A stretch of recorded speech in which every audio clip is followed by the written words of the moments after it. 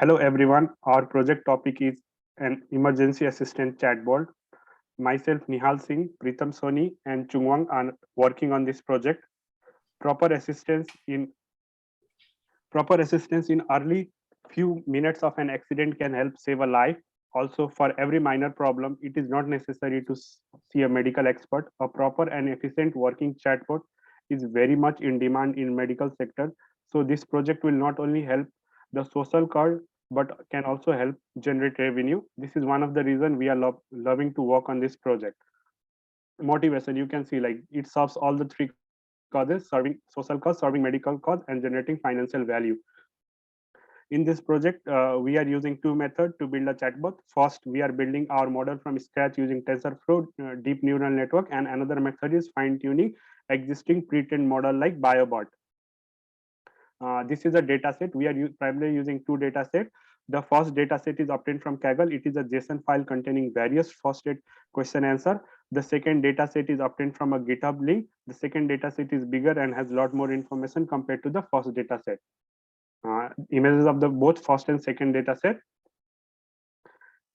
In first approach, our data set is JSON format and it is kind of Python dictionary format. So the access of this kind of data is a bit tricky because each data set is paired key and value format. So it was very important to be aware of our key and value pair when we are trying to access the data. After loading the data, and the next step is pre-processing. We are using NLTK to pre-process our data. The question needs to be accessed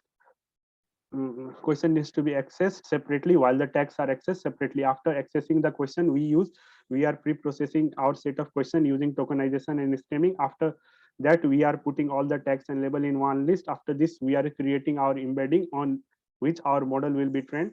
Our neural network has one input layer, two fully connected layer, one softmax layer, and one output layer. The model is trained, and the function for the chatbot is defined. Once the chatbot is defined, we took the user input multiple times and evaluated its response, as a result of which we were able to obtain a mean accuracy of around 67% output of our approach one, model one. And from this, I'm going to hand over to Preetam. Hello everyone. Thank you, Nihal. I'm Preetam. I'll explain method 2. We installed transformers and loaded the datasets. After that, we imported the pre-trained BioBot tokenizer and BioBot model. We defined function to extract question, answer, and tags from the JSON objects. We defined another function to pre-process tags. After that, we pre-processed all the questions and answers. We also extracted the negative samples using tags. After that, we concatenated the positive and negative labeled dataset to get the final labeled dataset, which is split into train and validation dataset. After pre-processing of data is done, we designed the feed-forward neural network. We also created a custom-made medical BERT model. After that, we created a custom metric accuracy, finally compiling and training of the medical QA model. We defined function to print the best accuracy and at the threshold which is occurring. After training 2 is complete, the evaluation is being done on validation data. In this way, chatbot 2 is prepared using method 2. Thank you. I'll hand over to Chunwang.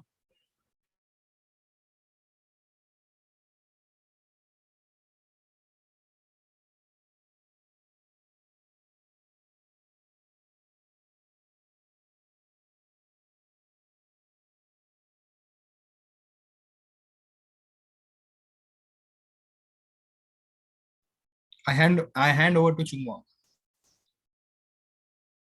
Sorry. Hi everyone, I'm Chunwang.